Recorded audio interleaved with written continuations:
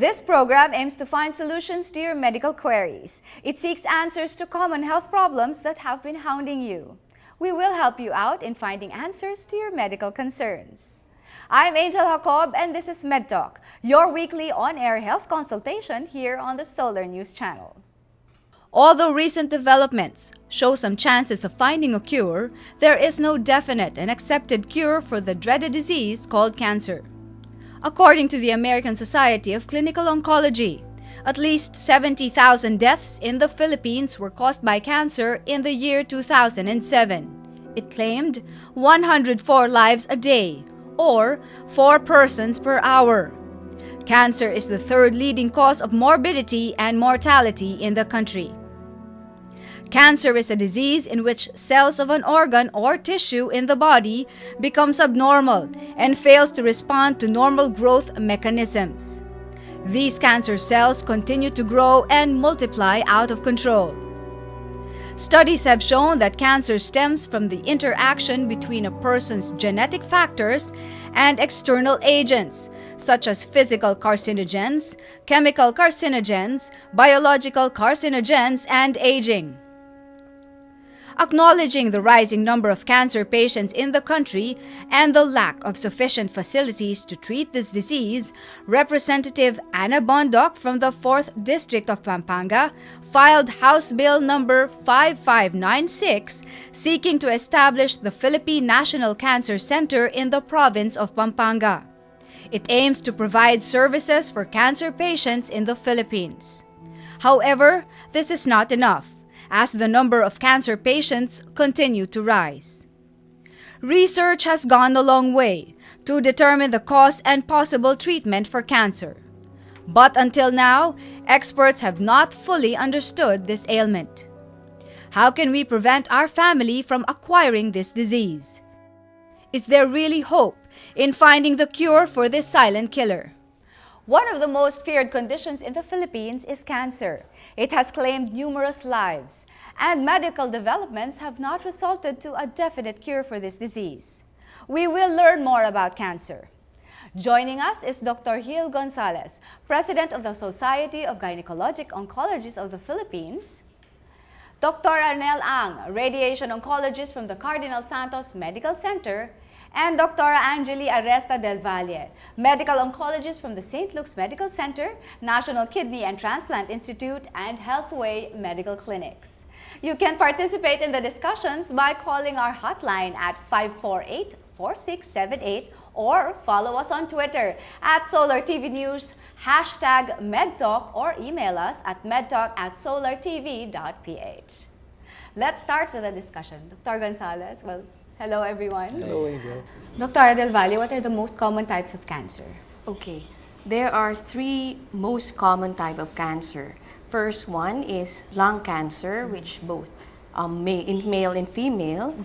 The second is breast cancer. Okay. And the third is cervical cancer. Well, with the 3 that you mentioned, the top 3, 2 of the most common cancers pertain to a woman.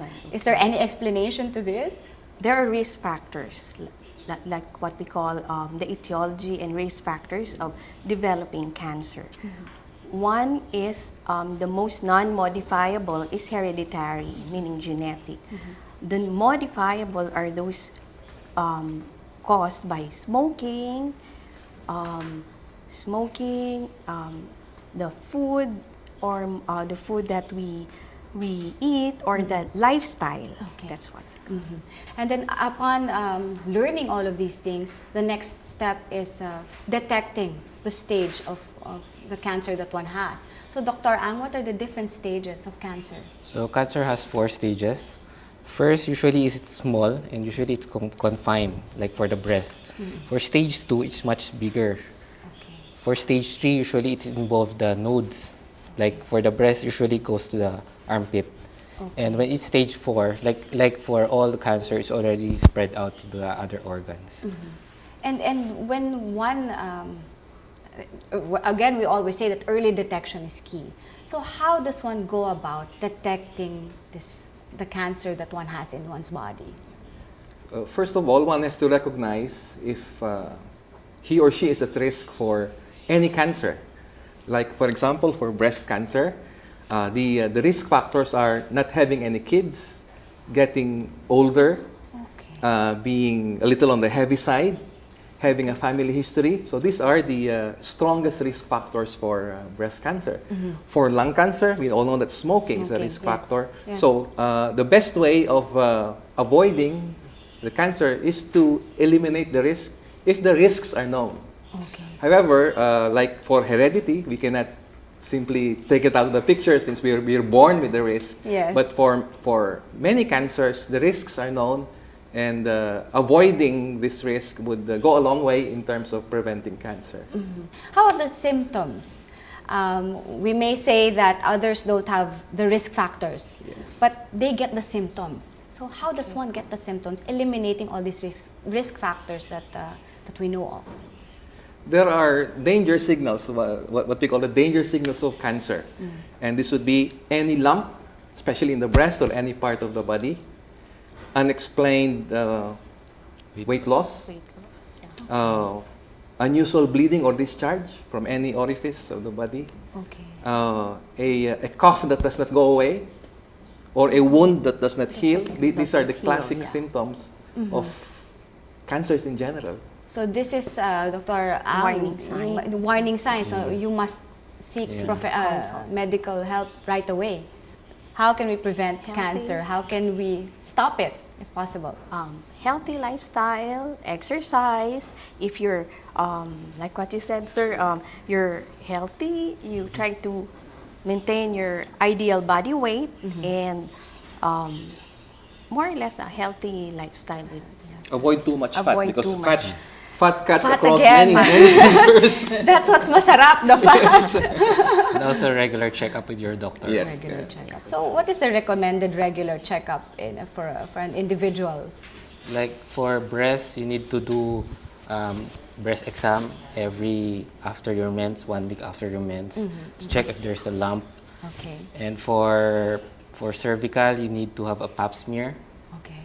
And for the lungs X-ray at age 40 and above. 14 above. And for colon cancer, there are other ways. There's screening, Colonoscopy. yeah. That's Screening. what we There's call also screening A strategy. colonoscopy, a test in the stools that would detect blood. So this would detect or screen for a beginning colon Developing cancer. Should cancer be feared, knowing that you've explained that we can avoid all of these things, maintaining a healthy lifestyle, knowing our genetics? Yeah. Should it be feared? Cancer is a very serious disease, so it should be feared. But let us not let the fear stop us from undertaking screening or going to the doctor. The important thing is make sure that it's not a cancer. When we come back, we will be joined in by a cancer survivor. You can participate in the discussions by calling our hotline at 548-4678 or following us on Twitter at Solar TV News, #MedTalk. You can also email us at medtalk@solartv.ph. MedTalk will be right back.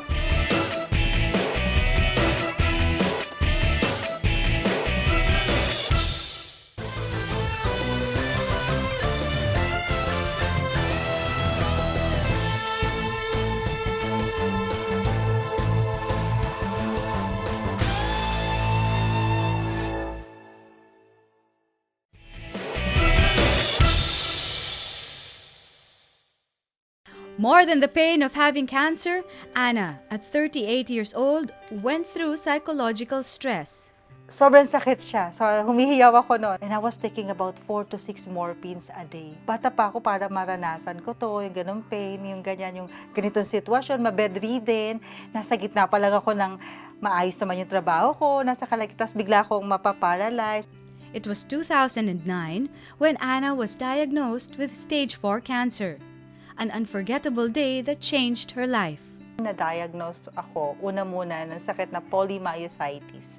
It's an inflammation of the muscles. Pero habang ginagawa ko ng maraming laboratory, na-detect nila na merong lump sa breast ko, sa left. Umabot ako sa breast cancer stage 4 at ang tawag nila doon, medullary breast cancer. Lumaki yung kamay ko, sobrang laki kasi may lymph node daw sa kilikili. Kaya yung circulation ng tubig talagang nagmanas siya. Sobrang laki, parang kasi laki ng hita. Tapos, yung breast ko sa left, lumaki siya sobra, tapos nagkaroon ako maraming sugat. One of the most agonizing facts Anna had to face was the loss of her hair. Aside from the pain, the humiliation she got from the physical changes in her life made her depressed and hopeless.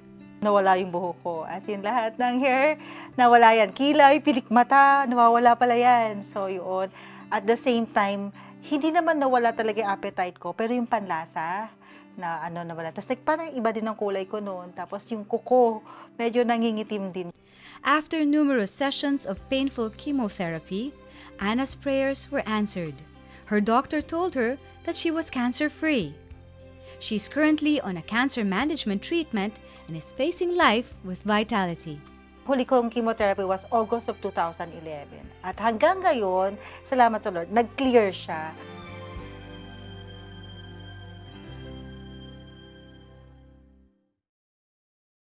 We're back here on MedTalk. Still joining us are our veteran doctors who can answer all your questions on cancer. We also have a stage 4 cancer survivor, Miss Anna Balao. Hi, Anna. Hi, Angel. How are you? I'm good. Doctors, any comments about Anna's condition and how it was diagnosed and how she is right now? She's a very lucky Yes. survivor because in spite of a deviation from the usual, because usually the first step is an operation, but in her case, it was a different situation where the doctors thought that surgery or removing the breast cancer itself Yes. may not be the proper treatment at the time. So she was given chemotherapy. Right away, The no? aim of the Immediately. chemotherapy was to melt away the tumor cells in the breast. And from what she says, she looks well and Yes. You responded she's well to in chemotherapy. Yes, thank God. Oo. And she was saying also the support of her family is very important. And of course, positive thinking, no, Anna? Yung alam mong gagaling ka, alam mo you have a good team behind you na tutulong sa'yo to fight this disease. That's right. Totoo. At how has your life changed? Anong naiba sa buhay mo ngayon? Naiba Oo. talaga. Before, very hectic, very full of stress ang aking araw-araw. Pero ngayon, I learned how to take it easy. Lahat ng bagay. Yan. So, taking it easy, eliminating stress. Yes. And Eating better. that's very important. No? In the show, we can't emphasize enough how a lifestyle or eating better, eliminating certain type of food can really help change our lifestyle, can help us maintain a very healthy body. No? So, thank you very much, Anna. You've shared a very interesting story, a very enlightening story as well. And looking at you, you look so positive. You look so happy. Thank you. Thank you. Thank you. For our on-air consultation, we received some tweets from our followers. Anthony Jose asks, what are the side effects of chemotherapy? Doctors would like to answer that. The side effects. Okay, what the most common side effect of chemotherapy, like what we call is, one is nausea, yung vomiting, that's why it's nasusukayin ang tinatawag. And did you have it? Yes. Yeah? You had And anorexia, no appetite. Yeah. some of Hair loss, what they feel would be hair loss. Hair Is loss, a yeah. common, is a Parang that's the common biggest, side effect. that's a common side Depending effect. on hair the loss. drugs. Yeah. Okay. Depending Or on how the drugs. potent the drug is that it? That's why... Most common in breast cancer, they alopecia, yeah, hair loss. Okay, did you experience Yes, I it, Hannah? And the loss of taste. No? Taste, Parang taste. nag-numb ka, wala kang malasahan. Hair loss. I had it twice. Hair loss with the eyebrows, yung bilik mata, lahat yan, Doc. No? Very common in breast cancer drugs. Okay, so as Anthony's question goes, no, the side effects with hair loss, Hair no, loss, nausea, vomiting, Loss of appetite. loss of appetite, yeah, Discoloration anorexia. ng nails. Some of the side effects Skin are loss. not seen, like the effects on the blood cells. Yeah, Like the red cells, the white cells, and what we call the Neutropenia. platelets would go down, causing her to or him to be anemic, which would maybe sometimes need a blood transfusion. okay, this is the unseen Yes. side Yes. effect naman. Side effects. Thank you, doctors.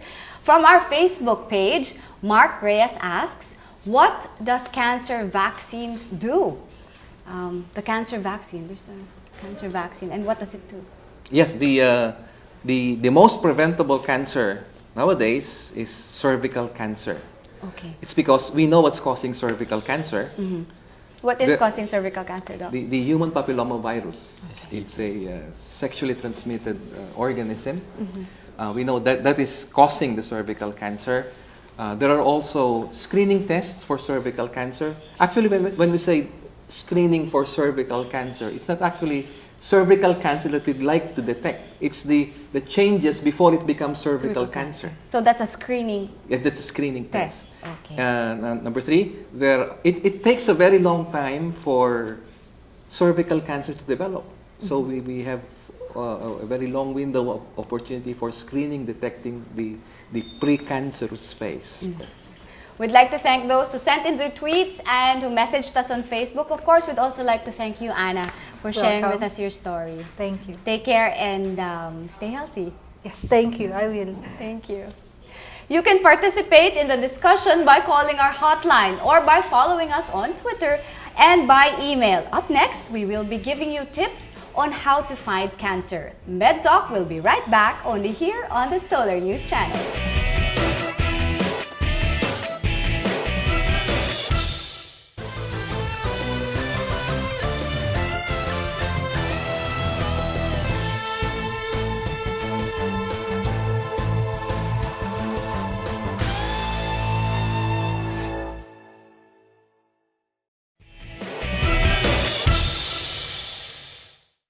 Cancer is a word, not a sentence, according to British journalist John Diamond.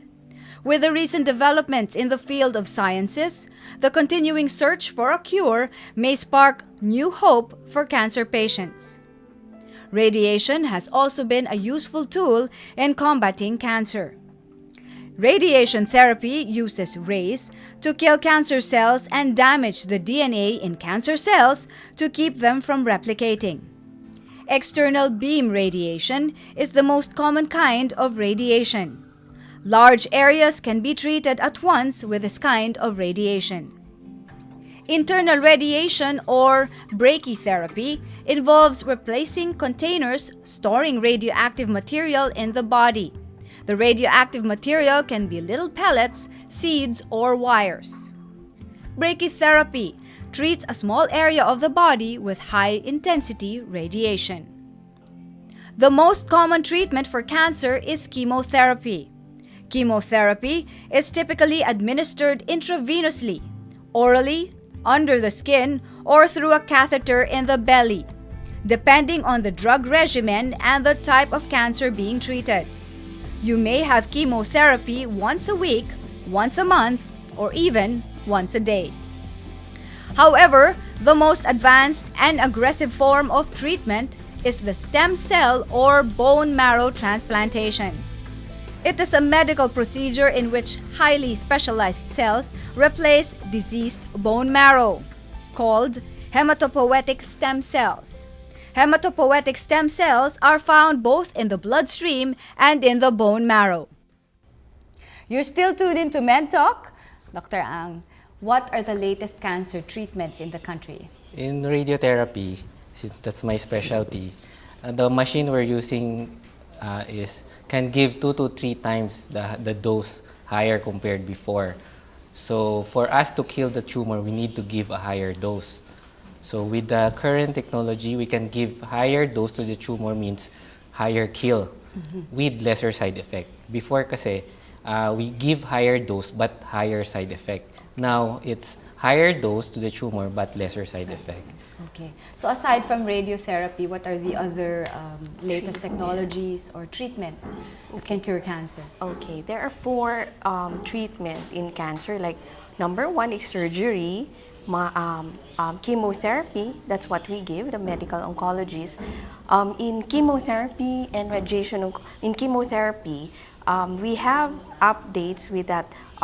The one we use the molecular targeted therapy.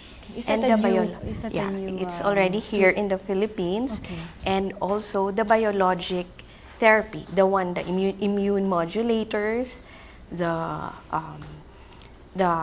one that we use in stem cell, in that. Okay. So these two are the new, Yeah, the the latest. molecular targeted therapy and the biologic. So with the latest medical treatments, I'm sure there are more, Dr. Yes, Gonzalez, that the are traditional out there. treatment of cancer is surgery or removing the tumor.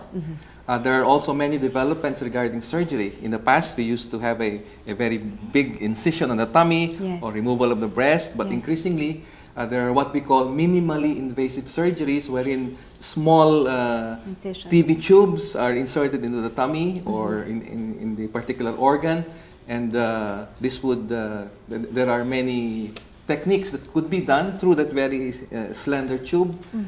You might have heard of robotic surgery. Again, that utilizes very small openings in the body, but can still accomplish what traditional open surgery can do. So these are increasingly gaining ground in Treatment. cancer surgery.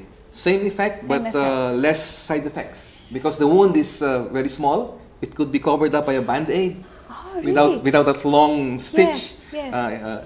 This at is the same treated for time. what type of cancer, Doctor? For early ovarian cancers, this can be done. For early stages of prostate cancer, they do robotic surgery. They also use robotic surgery for colon Colon cancer. colon cancer, and then increasingly a growing list of cancers that could be treated with the minimally invasive techniques. All right. I'll leave you for a while because we have another caller on the line. Hi, Ramil.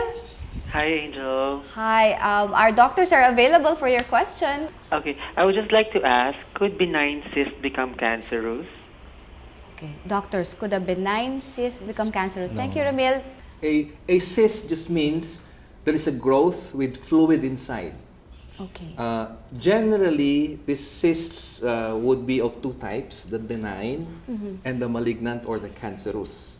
So it could start out as a benign cyst and remain benign all throughout. Okay. There are some cysts, like on the breasts, maybe in the colon, that would start out as a benign, but may move on and grow on to become Malignant. a malignant growth. Okay. So a benign, It's very rare for a benign to become malignant. So should we leave the benign cyst alone and not touch it anymore? It depends on the site.